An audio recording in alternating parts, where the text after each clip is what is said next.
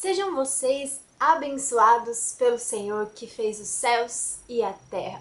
Os mais altos céus pertencem ao Senhor, mas a terra ele confiou ao homem. Fala pessoal, e aí, tudo bom com vocês? Hoje nós vamos continuar o nosso estudo bíblico sobre o primeiro versículo da Bíblia, Gênesis capítulo 1, versículo 1. No princípio criou Deus os céus e a terra. E a gente vai começar falando sobre uma curiosidade desse versículo. Vocês sabiam que esse versículo é repetido na Bíblia? Bom, mais ou menos repetido, mas a Bíblia usa esse comecinho, no princípio, em um outro lugar. Isso está escrito lá em João, no capítulo 1, versículo 1. E lá diz assim: no princípio era o verbo, ou a palavra. E o verbo era Deus, e o verbo estava com Deus. Todas as coisas foram feitas por ele, e sem ele, nada do que foi feito se fez. Aí nesse versículo em João, tá falando, sabe de quem?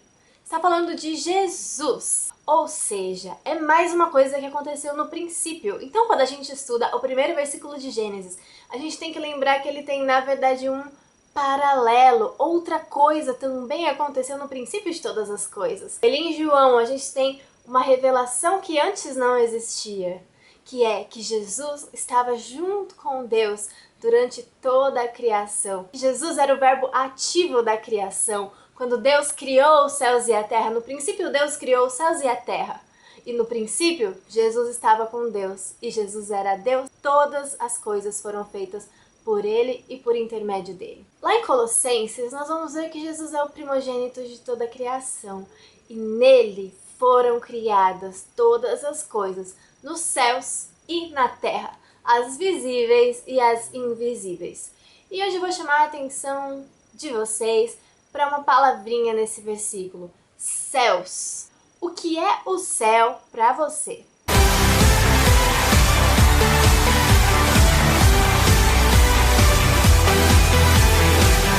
Bom, se você conhece um pouquinho da filosofia cristã, ou se você é cristão, você sabe que a nossa esperança é um dia irmos morar no céu, certo? Mas será que o céu é esse céu azul que a gente vê quando a gente olha pra cima? Se o céu for esse céu azul que a gente vê, toda vez que a gente pega um avião, a gente passa pelo meio das nuvens e não precisa, na verdade, ser cristão para ir pro céu dessa forma, certo?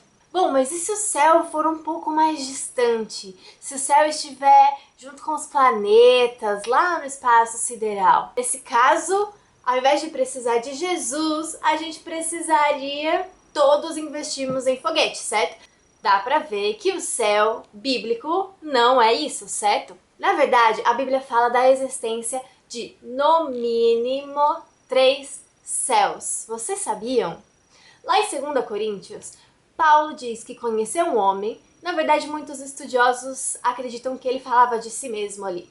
Mas Paulo diz que esse homem foi arrebatado até o 3º céu e que as coisas que ele viu ali não poderiam ser reveladas. E a gente pode até acreditar que existem muitos mais outros céus que foram criados por Deus.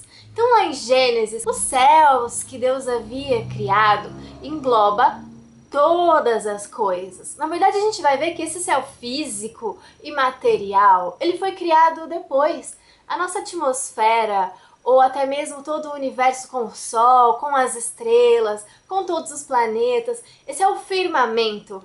Essa é a matéria que permite a existência da vida na Terra. Mas os céus engloba muito mais coisa. Engloba as coisas visíveis e as coisas invisíveis. Então vamos falar um pouquinho dos céus na Bíblia. Obviamente, a Bíblia usa também a palavra céu com relação ao firmamento ou à atmosfera que nós vemos. Ela também faz referência ao espaço, aonde está o céu e aonde estão as estrelas. Mas a Bíblia também faz referência ao céu espiritual, ou aos céus que estão em uma dimensão em que a gente não consegue explicar. A Bíblia diz assim: os céus declaram a glória de Deus, mas o firmamento proclama a obra de suas mãos. Como os céus declaram a glória de Deus? Porque os céus têm habitantes espirituais que estão o tempo todo declarando e adorando a Deus. E quem mais é habitante dos céus? Deus. Mas Deus está no céu? O próprio Jesus assim disse, quando ele disse pra gente orar: Pai nosso que estás nos céus, santificado seja o seu nome. Assim Jesus nos ensinou a orar. E ele já declara que Deus Pai está nos céus. Deus está nos céus. E lá em 1 Reis diz assim: será que Deus habita na terra? Se os próprios céus não conseguem conter-lhe. Deus não é contido por espaços físicos de qualquer dimensão. Para ele não existe dimensão, para ele não existe espaço, porque ele está em todos os lugares ao mesmo tempo. Um dos céus que a Bíblia também diz, um céu espiritual e que está em uma dimensão que nós não conseguimos compreender, é chamado de seio de Abraão.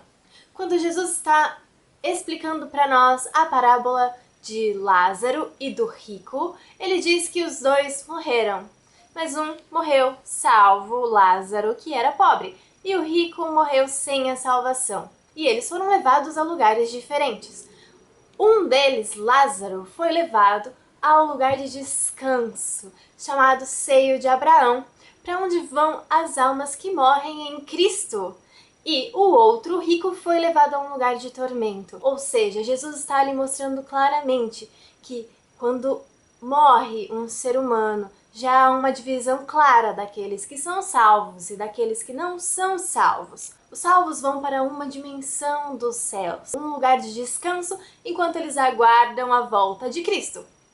Os não salvos já vão para um lugar de tormento, enquanto eles aguardam o julgamento. E a Bíblia fala que um dia nós teremos novos céus e nova terra, que todas as coisas serão novas e nós habitaremos na cidade que está sendo construída, quando Jesus disse: eu vou para o Pai preparar-vos um lugar. Este também é um dos céus, o lugar para onde nós iremos habitar com Jesus pela eternidade.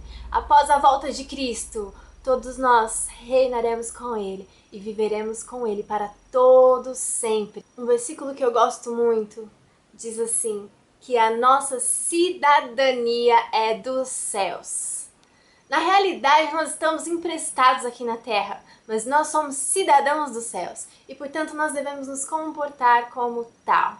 Como representantes da nossa cidade, dos céus. O mundo pode achar que você é careta, que você é caipira ou que você é esquisito, mas com certeza Deus não acha isso, os anjos não acham isso, aqueles que são cidadãos da nossa cidade, os outros cristãos verdadeiros, entendem isso.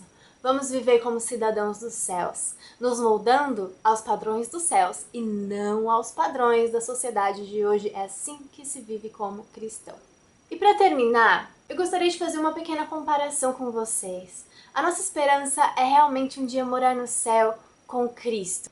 Mas qual é a motivação para nós morarmos no céu? Eu sei que a Bíblia diz que nesse céu que nós moraremos, lá não haverá choro, não haverá dor, não haverá tristeza, que as ruas podem ser de ouro e nós teremos moradas. Mas será que é isso que nós buscamos? Diferentemente de outras religiões, onde as pessoas devem se comportar de uma forma para terem uma garantia depois de algum sucesso, um exemplo, no islamismo, onde o paraíso para eles é um lugar onde eles terão várias virgens com as quais eles poderão ter relações, um lugar onde o trabalho não é necessário.